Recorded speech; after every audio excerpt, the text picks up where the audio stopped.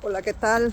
Todos estos días he andado por Alemania y realmente hay tanta historia y que lamentablemente en Nicaragua se está repitiendo, están convirtiendo en Nicaragua en un estado terrorista y nazi prácticamente. Cuando uno revisa la historia y que esté al público en diferentes memoriales públicos y que realmente, ¿verdad?, no se cobra nada y que es para que la gente, turistas, alemanes, la nueva generación también de alemanes, pues revise ese pasado, ¿verdad?, hitleriano, y tenemos prácticamente en Nicaragua algo similar, hasta desde la propaganda, ¿verdad?, que ya nosotros hemos denunciado en diferentes momentos, que ha sido hasta como similar de cómo se han manejado, hasta prácticamente pues el terror que está imponiendo pues el régimen Ortega Murillo. Aquí hay un edificio que lo hicieron precisamente en terrenos donde operaba la Gestapo, la SSS, la Oficina Central de Seguridad del Reich, ese tiempo, ¿verdad?, de Hitler, y le han llamado la topografía del terror. Y cuando uno lo recorre, como están haciendo estos visitantes, revisar y ver que Nicaragua, la dictadura Ortega Murillo, está aplicando lo mismo, tiene su propia topografía del terror. Topografía del terror.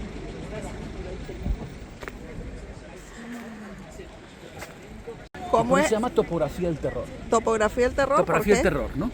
La SS, la Gestapo, las Gestapos, la Policía Secreta del Estado, y la ciudad del Reich, todas estas instituciones están aquí en este terreno de Berlín. Lo que también hacen es hacer una exposición sobre Berlín y el sistema nacionalsocialista aquí abajo, en los antiguos sótanos de esos edificios. Es decir, lo que estáis viendo aquí ahora no tiene nada que ver con el muro de Berlín, sino que los ladrillos rojos pertenecen a los sótanos de los edificios de la Gestapo aquí, Policía Secreta del Estado, y la SS, el Escuadrón de Protección del Partido Nacional Socialista al final del tejado, ¿no? Y aquí detrás nuestro, Reichssicherheitshauptamt, es decir, la ciudad del Reich, ¿no? Que esas son las tres instituciones que se cargan de reprimir y de perseguir a los enemigos políticos del partido nazi al principio. Posteriormente también están detrás de las líneas de la Wehrmacht, del ejército regular, limpiando de comunistas y judíos, ¿no?, los países que van ocupando los alemanes durante la Segunda Guerra Mundial. Muy bien, aquí por cierto, ¿os acordáis todavía del mapa con el bloqueo aéreo, con el puente aéreo de Berlín? Ahí estáis viendo el puente aéreo otra vez, ¿lo veis? ¿No? Los aviones entrando cada 90 segundos. En el mapa de abajo veis la parte gris, es la República Federal de Alemania, la otra es la República Democrática, la parte comunista. Ahí tenéis también una foto de la Puerta de Brandenburgo con alambre de espino. Y ahora entramos cada vez más en la época del nacionalsocialismo. Ahí no está parado el señor con la chaqueta de cuero marrón y con la mochila verde. Ese señor es otra vez el señor que hizo el atentado a Hitler, ¿lo veis? ¿No? Se va repitiendo un poco la historia, ¿no?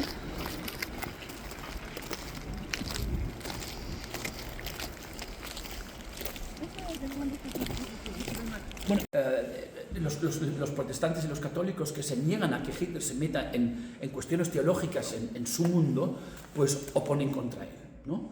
Y entonces ahí es donde comenzamos con los problemas, ¿no? De que los protestantes y los católicos pues empiezan a decir no podemos seguir a Hitler, ¿no? Y ya solamente los 10 mandamientos no nos lo permiten, ¿no?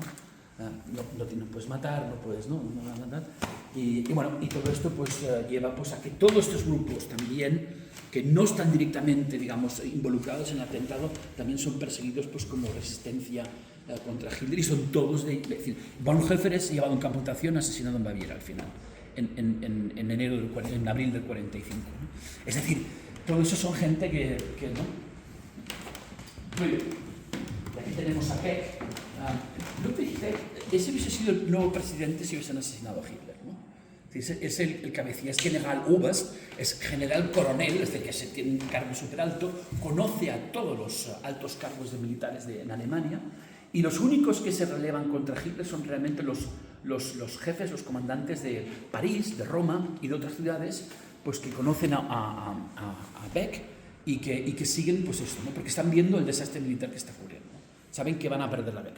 ¿Cuál fue lo determinante de que fallaron esos 42 atentados a Hitler? Los atentados es porque Hitler siempre estaba en movimiento, nunca estaba quieto. Es decir, es una persona que no puedes controlar.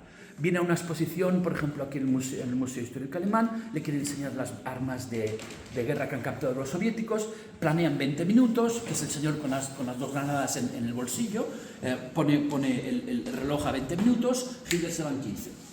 Adiós, no tengo tiempo. Y así va continuamente, ¿no? También lo mismo que ocurrió con Georg Elser, que es el carpintero que le pone unas bombas detrás de un encofrado de madera en unas columnas, en una cervecería donde Hitler va cada año a celebrar esa marcha sobre Roma, sobre Múnich. Y ahí justamente también Georg Elser es el carpintero, todo el mundo sabe que él está trabajando allá, Hitler llega otra vez, el avión está estropeado, tiene que irse en tren, así que sale antes del meeting. Y ¡boom!, explota la bomba, mata a varios viejos luchadores del movimiento nacionalsocialista, pero no Hitler, ¿no? Y Georg Elser también acaba en el campo de concentración de Sachsenhausen y después asesinado en Dachau, ¿no? Muy bien. Niederkircher Straße y la Wilhelmstraße, un lugar cargado de significado para la historia del nacionalsocialismo. Aquí, en la antigua Prinz-Albrecht-Straße y en la Wilhelmstraße, se concentraron entre 1934 y 1945 las instituciones responsables de la planificación y dirección de la mayoría de los asesinatos masivos y actos de terror del régimen nazi. Con esta exposición en torno al aparato policial y criminal del nacionalsocialismo, se pretende hacer hablar a este lugar. En pleno centro de Berlín, la capital del Reich, tuvieron su sede en la época nazi las centrales de las SS y de la policía secreta, la Gestapo. Un hecho que quedó relegado al olvido tras la caída de la Alemania nazi y el final de la Segunda Guerra Mundial en mayo de 1945. La mayoría de los edificios situados entre la estación Anhalter Bahnhof y la Wilhelmstraße habían sido destruidos en la guerra. El área quedaba ahora en la periferia de Berlín Occidental. El muro, construido en 1961, discurría a lo largo de la antigua Prinz-Albrecht-Straße. Hasta que a comienzos de los años 80, ciudadanos comprometidos tomaron conciencia del significado histórico del terreno y reclamaron la construcción de un memorial. Los trabajos de excavación pusieron al descubierto los cimientos de los edificios destruidos, entre otros, la sede de la Gestapo en la Prinz-Albrecht-Straße 8. En 1987, con motivo de la celebración del 750 aniversario de la ciudad de Berlín, se inauguró en uno de los sótanos una primera exposición sobre la historia del recinto. Si miráis aquí dentro veis que está jugando con la altura, ¿no? Nos vamos dentro de un valle, ¿lo veis o no? ¿No? Es más profundo. Cuanto más profundo es, más altas son las columnas. Y cuando llegas al centro es cuando realmente llegas al centro del monumento, es más profundo y las columnas son las más altas. Es decir, que cuando entras en este monumento, desapareces como esos 6 millones de judíos que desaparecen en Alemania, ¿no? O en Europa, ¿no? Entras dentro, desapareces, ya no se creen, ¿no? Es como esos 6 millones de judíos que desaparecieron, que fue la inteligencia alemana, por cierto, en gran parte, fueron autores, filósofos, ¿no? Industriales, grandes mecenas de la ciudad de Berlín también fueron judíos. La isla de los museos, sin señor Simon, no hubiese sido nada, ¿no?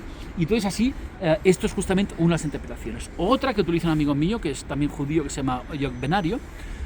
Jörg siempre dice, a esto le recuerda las restricciones en Alemania, que al principio, y da igual donde entres por el monumento, son bastante bajas, y que después cada vez son más altas y más altas, hasta llegar a esa conferencia que explica antes, la conferencia de la solución final, que es el punto más oscuro de la historia alemana, que es cuando llegas al centro de ese monumento. Es decir, al principio las restricciones eran, judíos no se pueden casar con arios, judíos no pueden ser funcionarios del gobierno, judíos no pueden entrar al ejército alemán. Después empezamos, judíos no pierden el derecho a voto, judíos no pueden salir de casa después de las 8 de la tarde, judíos no pueden llevar joyas ni pieles, no pueden ir al teatro, al cine, no tienen derecho a tener asociaciones ni deportivas ni de música. Es decir, que hay cada vez más segregación hasta el final llegar al punto más oscuro de la historia, que es cuando tenemos pues, la conferencia de Wannsee, donde finalmente se decide la extinción de la raza judía.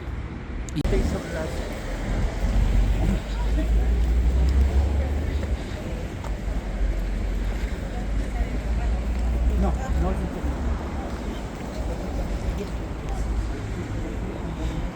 recuerda a esos 6 millones de judíos en Europa. Sí, sentar. Si quieres nos sentamos un momento, porque hay sol. Por fin, vitamina D. No, y lo que pasa es que cuando se abre este monumento enseguida protestas, ¿no? Se abre en mayo del 2005, son 19.000 metros cuadrados y entonces ocurre una cosa, que solamente es para los judíos. ¡Buah!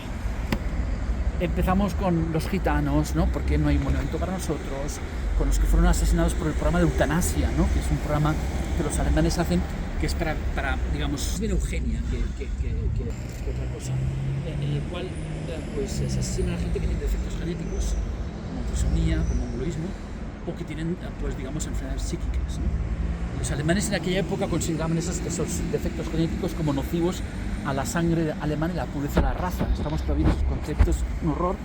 Y entonces se organiza un programa que, por cierto, es en la próxima calle a la derecha, que se llama Chip. Eso siempre me